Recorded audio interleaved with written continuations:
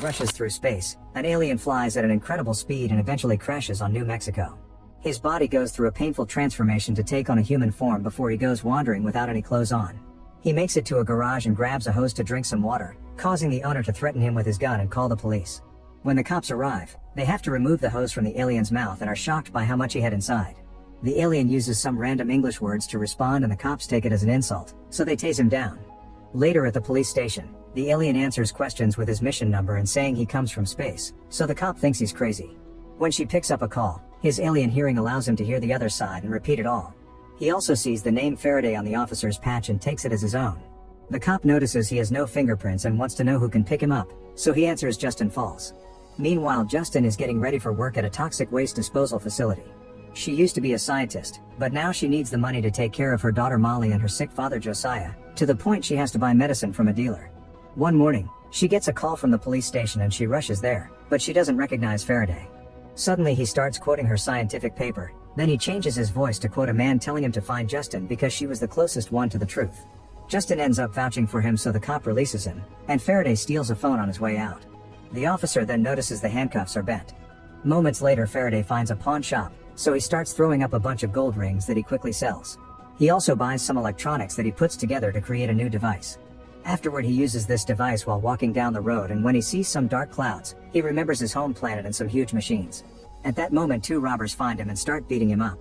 Luckily, Justin passes by and stops to help, shooting her gun in the air to make the robbers back off. However, a gust of wind distracts her and the robbers jump on her. A fight ensues and the gun falls, so Faraday picks it up and starts shooting randomly, causing the robbers to run away. After giving Justin the gun, Faraday picks up his device, worried because it's now broken and he needs to receive a message. He offers Justin some money and she agrees to take him to the coordinates he keeps repeating. During the trip, Faraday keeps dreaming of his home planet and his people. Eventually they stop at a gas station and Faraday happily inserts his head inside a water container. There are horses nearby and he's amazed to see them calm because on his planet they're predators. The duo keeps going and Faraday suddenly starts quoting Justin's father, making her believe he's mocking him. Sometime later they stop at a diner and Justin teaches Faraday some manners while telling everyone else that he's on the spectrum to avoid attention. Then he writes a very advanced equation on a napkin and claims he was taught by a man called Thomas Newton, founder of World Enterprises. Faraday explains Thomas sent him to find Justin because she's important for his mission. At that moment the dealer comes in and Justin tries to buy from him, but Faraday keeps interrupting her, so they leave. Eventually they make it to the coordinates and Faraday explains he has a family, but he isn't sure if they've survived because his planet Anthea is dying and soon the same will happen to Earth. Justin is supposed to help him ensure the survival of his species, so he's waiting for his next instructions to take her back. Thinking he's crazy, Justin rushes back to her truck and keeps him at bay with her gun before driving away. Suddenly dark clouds take over the sky and start forming a tornado. Justin sees Faraday walking toward it and tries to save him, but he doesn't hear her. He just enters the tornado while Justin hides inside her truck for safety. Inside the tornado, a bright light appears and teleports Faraday to a jungle. There he finds Thomas Newton, who is also an alien, and explains this jungle is a dream he's using to communicate. Faraday accuses him of abandoning their people and points out only a few thousand are left, but Thomas only laughs. He's been on Earth for over 40 years and has learned that to save Anthea he must introduce humans to it. Thomas also reveals they've stolen his company Origen, so Faraday must take it back to proceed with the plan using Justin's help. On New Mexico, Justin's truck continues to shake until the tornado finally disappears. Then Faraday appears in front of her showing his real skin, repeating Origen, so a terrified Justin drives away. Faraday walks back to the diner and starts drinking water from random glasses. The waitress calms him down and helps him search for Origen on the internet, learning that it's a tech company in Seattle. Faraday suddenly tells her that she's pregnant and that she must help the world for her baby, causing her to get scared and slap him before running away. Meanwhile in Virginia, CIA agent Clay has dinner with his foster mother and boss Finch, who shares the files about the strange tornado. They detected a broadcasting signal inside it that matches a signal from a 45-year-old case on the same location, so they suspect it may be terrorism. Only one person from the original case is still alive and Clay will have to find him in Alaska. Back to Faraday, he makes to the airport and tries to buy a ticket with an ID he stole from the taxi driver. Suddenly he starts feeling very sick and the electronics in the area start malfunctioning. The radiation coming from the luggage scanner is causing this, so he tries running away while bumping against everyone. The guards quickly surround him as Faraday falls to his knees to vomit tons of water. Then the cops call Justin since Faraday named her his emergency contact and she frees him from the airport with a mental health excuse. On their way out, Faraday insists that everything she saw is real and he needs her help because she's a specialist in nuclear fusion plasma modeling. Justin has a breakdown and agrees to take him to a bus station, but nothing else. First they stop at the rehab center to pick up Josiah, and Faraday interacts with old people, wondering why humans keep the elderly around if they're useless. In Alaska, Clay is forced to leave his car behind across a forest. After lots of wandering he finds a house, only for an old man to hit him and knock him out. When he wakes up, Clay is tied to a chair. The old man is Gregory, who checks his eyes and cuts his arm for any hidden chips. Then Gregory confirms he's the man from the file, but he hits Clay before rushing to wash away his sins. Clay starts talking about the case and shares that the tornado with the signal happened again, but this only causes Gregory to freak out and threaten him with a knife. He starts talking a bunch of nonsense about the war and suddenly has a breakdown, mentioning Thomas' name and some film while claiming that humans made Thomas a psychopath. When Gregory is close enough, Clay headbutts him and throws himself back to break the chair. Gregory then announces he can't stand the idea of a second alien and grabs his gun to self-delete. That night Faraday has dinner with Justin's family and is confused because they're science people yet they still pray. Faraday also says that the family would be better without Josiah, who is nothing but a burden. An annoyed Justin asks her neighbor to take care of Molly so she can take Faraday to the bus station.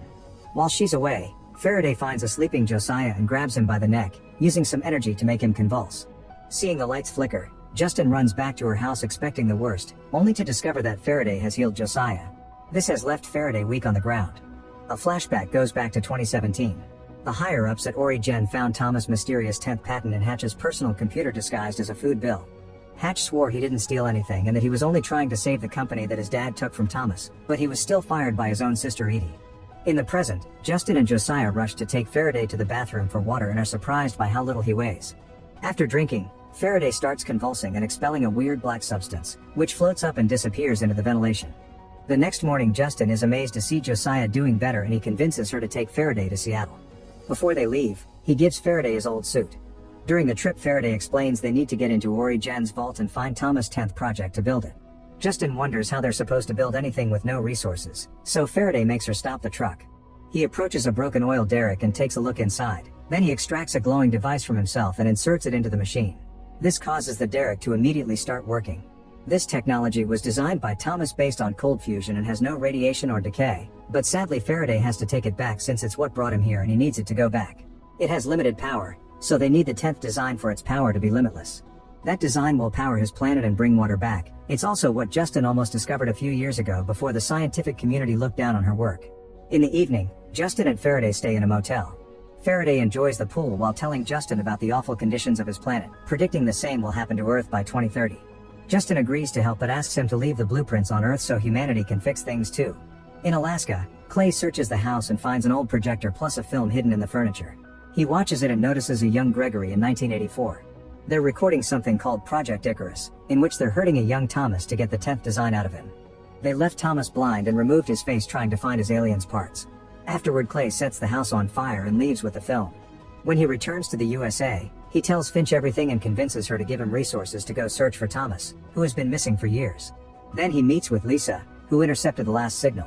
After they throw passive-aggressive comments at each other, he convinces her to join his team and asks her to start searching for Thomas. Later in Seattle, Hatch is found by Justin and Faraday.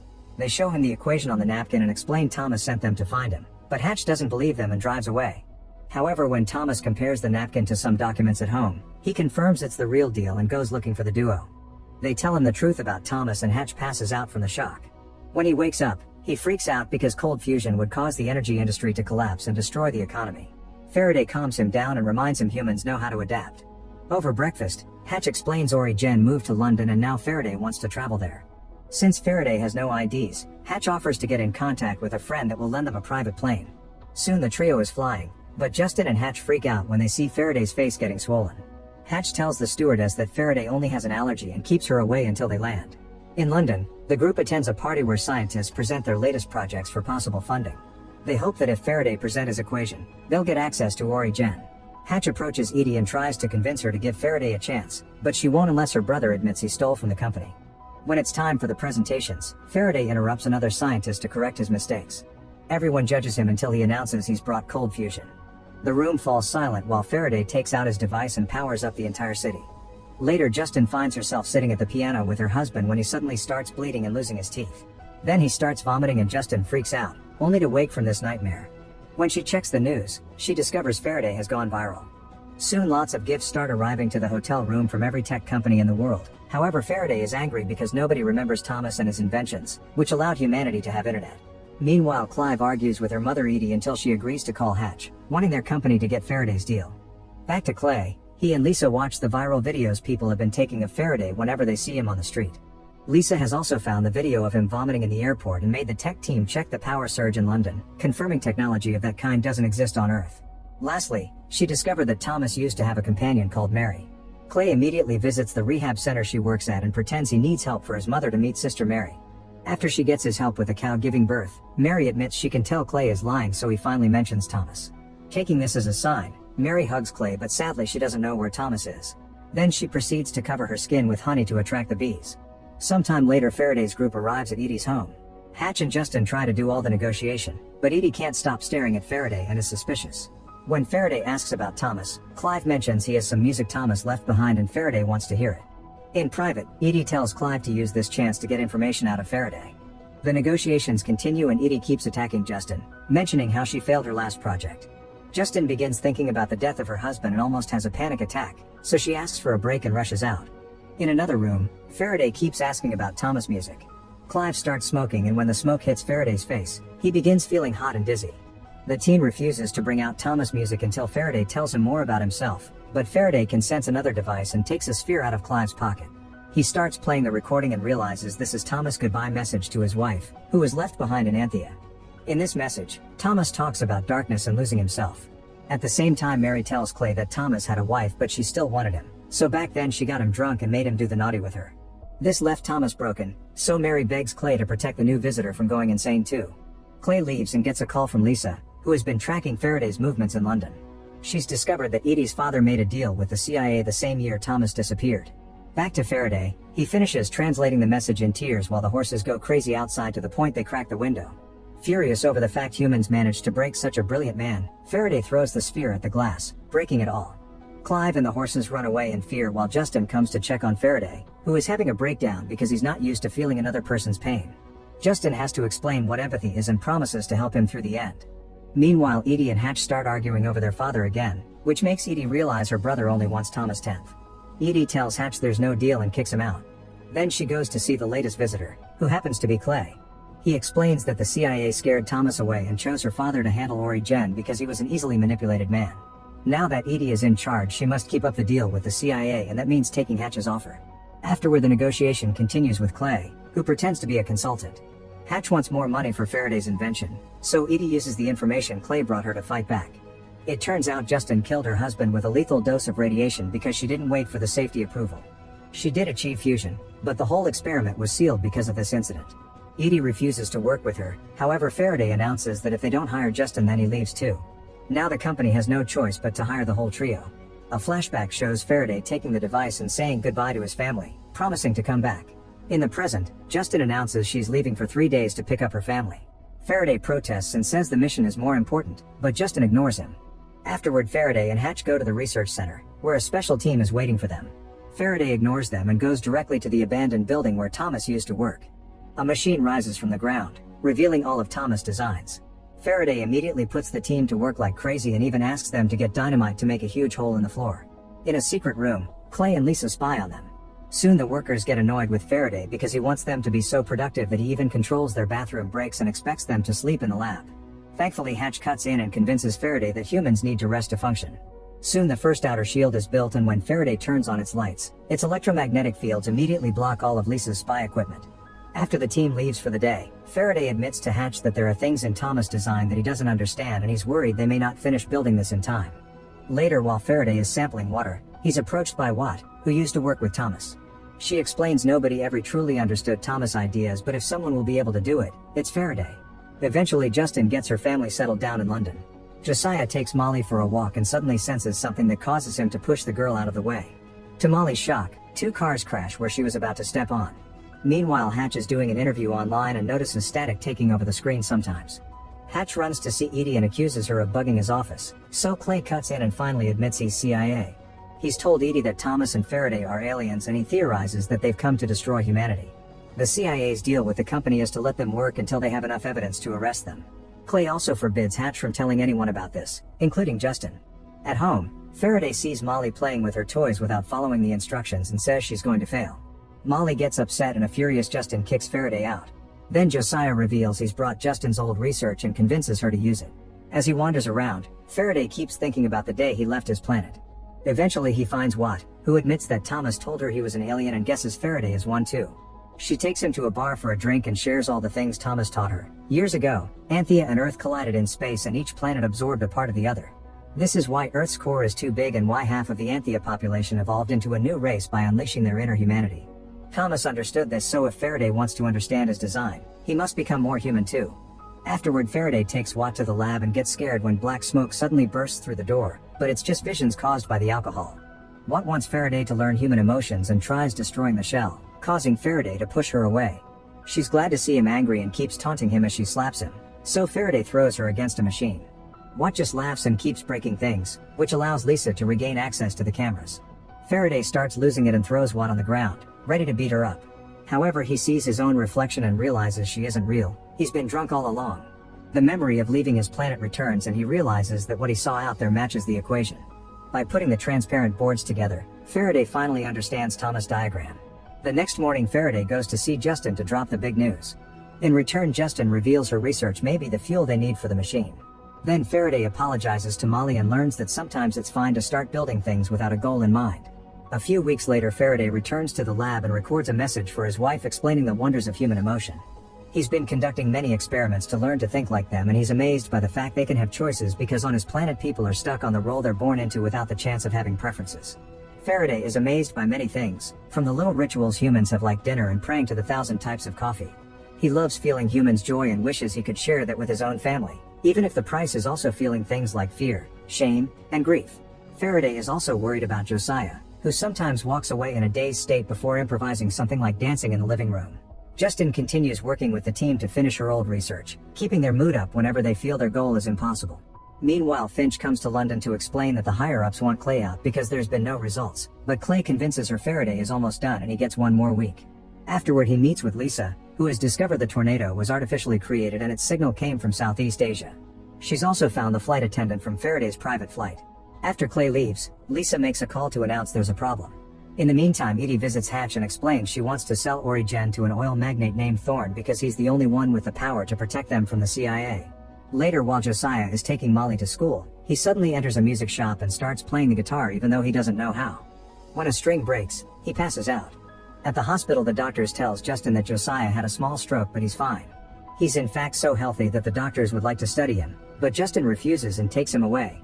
At the lab, Faraday is frustrated because they still can't finish the machine and throws things to the ground in a tantrum. At that moment, Justin arrives and kicks the team out before demanding an explanation. Faraday confesses that he shared his DNA with Josiah and it's now rewriting his genetic code, but he doesn't know what the final result will be. Hatch hears their argument and announces he knows a doctor they can trust. Then he goes to see his ex Teddy and apologizes for disappearing for years before sharing Josiah's file. Teddy is shocked by a sickness disappearing and agrees to help. At the park, Clay approaches the flight attendant and shows her his badge, threatening her with horrible things until she talks. She explains that Faraday asked if the cabin was pressurized and the effect it had on his skin. Clay uses this information to narrow the search for Thomas. At home, Josiah feels Faraday's frustration and goes for a walk, finding a wasp nest under a bridge and almost causing a traffic accident. Justin is immediately called, and when she returns home, she finds Josiah writing complex equations on the wall while mumbling to himself. Teddy comes to check on him and confirms Josiah has a perfectly healthy body, so his issues are mental. Soon Faraday also comes and tries to take the pages Josiah wrote, causing him to get violent. Justin kicks him out, blaming him for changing her father. Later, Faraday reads The Little Prince and realizes it's all been a problem of perspective. He and Josiah have been reacting to the machine in different ways. He runs back to the house and explains that Josiah translated Justin's equation into sound frequencies like bees use and wrote a song with it. They had thought that they needed a supercomputer to understand Thomas' work, but it turns out that supercomputer is jazz. Josiah is taken to the lab and given a piano, which he plays to make the machine work. Faraday joins him when it looks like they're about to lose the right frequency, and by fixing the tempo, the machine finally powers up. Soon all the buildings in the area are glowing too. In the evening, Lisa finds Teddy and quickly brings him down to steal Josiah's medical files. Then she reports to Clay, saying that by following Josiah's health needs, she's narrowed down Thomas' location to Cambodia, where the drones have found an underground cement bunker in the middle of the jungle. Afterward, Clay confronts Hatch and says he has proof he tried stealing the patent years ago to blackmail him. The next day, Clay gives Finch an update and she forbids him from going to Cambodia because he doesn't have enough proof. However, he tells Lisa he got permission and they send a team anyway. Soldiers enter the building and find it empty except for a bunch of plants. Suddenly they hear screeching and the plants wake up to release a toxic dust that quickly kills the whole team by making their heads explode. The terrified soldiers open fire before dying, causing a small explosion. Lisa finds power lines laid out of the bunker and starts tracking their destination. Meanwhile, Hatch and Edie go to the oil company to try to get a deal for Origen, using the fact oil won't be useful anymore as a good reason to invest in them. At home, Josiah reveals he's getting back old memories but slowly forgetting feelings. He asks to be taken to the lab so he can keep on helping. He also notices that his fingerprints and his accent are disappearing. It's clear that he's becoming a new type of Anthian. Later, Justin and Hatch have a meeting with Edie and her team, who don't want to launch the machine yet. Justin makes Clay some question and suspects he isn't a scientist, so Edie cancels the meeting. Clay gets a call from Finch, who scolds him because he's gotten them in trouble with a foreign government and now the CIA committee wants to interrogate him, so he must return to Washington. Justin runs to warn Faraday that the government may be onto them and takes her father away. Then Faraday blocks Lisa's cameras and contacts Thomas, who is angry because the CIA has found his bunker. Faraday yells back at him, furious because Thomas didn't leave better instructions as guidance. Thomas is happy that Faraday has learned to have emotions and tells him now he needs to learn to lie. He regrets staying hidden, so he advises Faraday to become a legend because fame can't be killed. After the transmission ends, Faraday sees Lisa entering the lab and she pretends she's security just checking on him. Next, Faraday goes home and tells Justin that they need to go public about their experiment because the CIA loves silence. Sometime later, Justin and Faraday meet with Hatch's journalist friend. Faraday shares a fake backstory to pretend he's human and tells the journalist about a new energy source that the CIA is trying to hide. The journalist agrees to write the story as long as she gets to see the lab for proof. The following day, Edie receives some secret information about Clay. He used to work for immigration and put kids in cages, but he's also emerged from a witness protection program. Meanwhile, Clay is being interrogated by the committee and Finch is furious to learn he's faked her signature. When she's about to take away her support, Clay tells the committee that Finch has the film of Thomas' torture and she kept it secret from them. This makes it seem like she's lying about the signature being faked and she sent the team to Cambodia to cover up her own lies. After she walks out, Clay convinces the committee to give him permission to finish his case. At the same time, Lisa secretly brings Justin to her spying room and explains they want Thomas, not Faraday. She plays a recording of the Cambodia incident and offers a deal. If Justin takes her to Thomas, she promises to protect Faraday and the project. Lisa also tells her that Faraday talked to Thomas to make him look like a liar with a secret conspiracy. Justin immediately goes to tell all this to Faraday, who swears his species isn't capable of killing. That night, Edie informs Hatch that she sealed the deal and they'll launch the machine soon, but she hasn't told the CIA. Later, Clay visits Edie and shares that his mother came to America from Russia, but she turned out to be a terrorist. She blew up the building where she worked and abandoned her son, who was found by Finch when she was on the case. Clay then tells Edie that if she goes looking into his past again, she'll regret it. Back to Faraday, he disconnects all of Lisa's cameras and hacks into her system to lock her up. Then he finds the footage from the Cambodian incident and a message that Thomas is constantly sending to Anthea. When he's done, he goes to Justin's home, where he plays some music and closes the curtains because he saw a man outside spying on them. Then he tells Justin that Thomas lied to him. His real goal is to bring the Anthians to Earth. Faraday still wants to help humanity, but Justin's priority is to hide everything and sends Molly to stay with a friend for a while. Then Justin, Josiah, and Faraday go to the lab to start disassembling the machine and destroying the diagrams. Lisa alerts Clay, who gathers a team of agents to go to the lab too. Josiah and Justin escape with the machine core while Faraday stays to wait for the CIA. Once Clay and his men come inside, Faraday triggers a bomb and causes a huge explosion at the same time that the CIA shoots him. Worried, Justin drives back and Josiah picks up Faraday's body, which is seen by Clay. Soon Edie and Hatch arrive at the lab, where Clay is making his men gather the remaining machine pieces. When Edie demands an explanation, Clay slaps her, so Edie quickly slaps him back and calls him incompetent. Then Clay reveals that Hatch tried to sell the patent to the oil company years ago and kicks the siblings out, threatening to arrest them if they show up again. Meanwhile, Justin's group steals a car to avoid being tracked. Faraday is losing lots of blood and tells Justin to take them to Mary's place. The center's vet starts treating Faraday's wound and is startled by his very unusual anatomy, so Mary tells her that Faraday is an angel. The vet successfully removes the bullet and closes the wound. Clay starts losing his mind when his men can't find Faraday and Lisa decides to blackmail him, threatening to tell their bosses about the Finch lie. This convinces him to make her fellow mission leader. Then a CIA team searches Justin's house and Lisa finds a clue, which she only shares with her mysterious contact. At a private club, Hatch meets with a businessman from the oil company who wants to buy as part of Origen. Hatch doesn't understand why they would want a destroyed lab, but he agrees as long as they send some money to Edie too. In the morning, Faraday is still weak, so Josiah volunteers to make a transfusion. This will kill him, but he thinks it's necessary to save the world. Justin calls her daughter to check on her, and the call is tracked by the CIA. Then she shares a final dance with her dad as goodbye before the transfusion begins. The girls will try giving Josiah some blood while he gives his to Faraday, hoping he can survive too.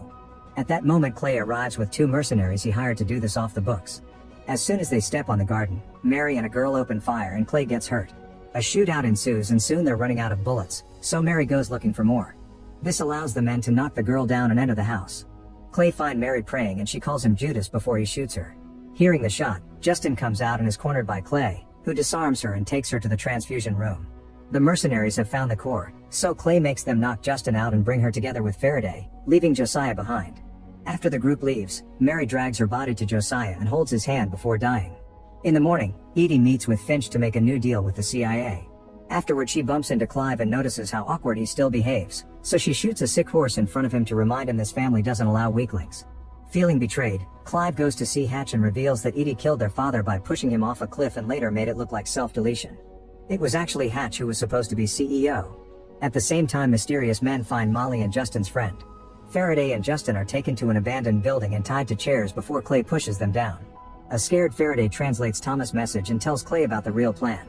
Then Clay tells Lisa to take Justin in another room and get the formula that activates the core while he finds out more about the aliens. Clay starts hurting Faraday with tools, however Faraday doesn't feel pain done to his human disguise. In the other room Lisa threatens to hurt Molly, but Justin doesn't believe her and says she's no better than Clay, for which Lisa slaps her before running out. Next the mercenaries try waterboarding, but Faraday loves to drink it all with his 4 stomachs. Lisa reminds Clay of the airport incident and they bring an X-ray machine, which causes Faraday a lot of pain.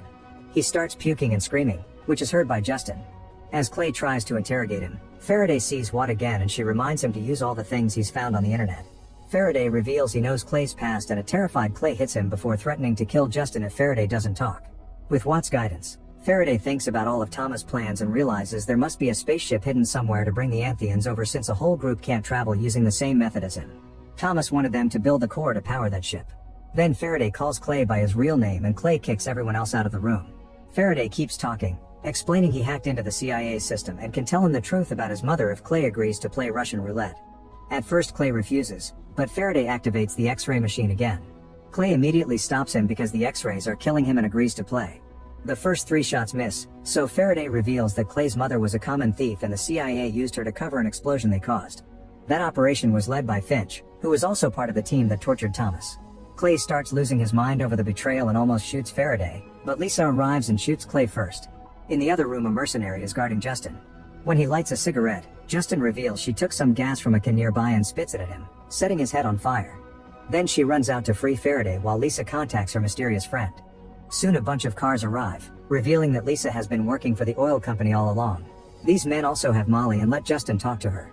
Molly is back at their house with guards protecting every entrance. They've also rescued Josiah, who is sick again because of the transfusion. The company men offer Justin money and protection for the rest of her life if she agrees to activate the core. Afterward the duo is blindfolded and taken to a mysterious cave in Cambodia full of Buddhist monks. There they meet the oil magnate, who turns out to be Thomas. This makes Faraday remember the day Thomas left his planet with a bunch of seeds, promising to return soon. In the present, Thomas explains he planted all the seeds in the cave in exchange for shelter and learning to pray. This area is a complete magnetic anomaly, which is why no scanner or drone could find him. Thanks to this protection he's been able to build and hide a spaceship among the trees. Faraday notices the ship isn't enough for all the remaining Anthians and Thomas admits he only planned to bring the better class even though they destroyed Anthea in the first place. This also means they would make humans their new servants. Thomas insists merging both races is their only chance to survive, yet Justin is against it. She altered the core's algorithm before they left the lab and is asked to activate it, but she furiously walks away. Meanwhile Finch and Lisa close the case with their boss, who reads on the report that Clay self-deleted. Lisa realizes Finch altered the report and now Finch blackmails her into keeping an eye on Justin. Back to Faraday, he goes after Justin and asks her to unlock the core, promising to protect her family because he loves them. Tired, Justin gives him the new algorithm so she can finally go home. Afterward the whole family returns to the USA and tries to have a normal life again. 3 months later, Lisa visits Justin to apologize for everything, and in return Justin tells her that Thomas was the oil magnate all along. Later Justin hears a noise and finds Faraday's old device beeping, so she follows it to the middle of the desert. There she finds a hurricane and walks into it without hesitation. Meanwhile the journalist finally writes a story about Ori Jen and it goes viral.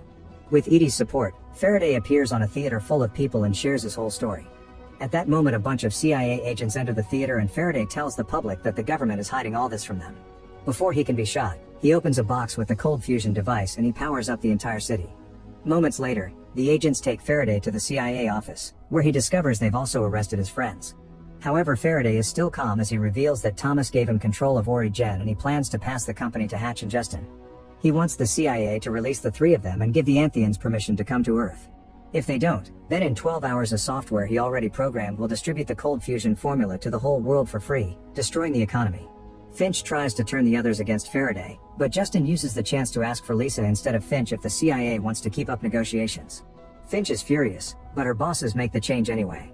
A few hours later, Faraday visits Thomas, who laughs when he hears that Faraday will bring every single Anthian yet doesn't plan to slave the humans. Thomas thinks this will destroy Earth faster, but also admits he's proud of Faraday. Then he lets the CIA arrest him since it was part of the deal.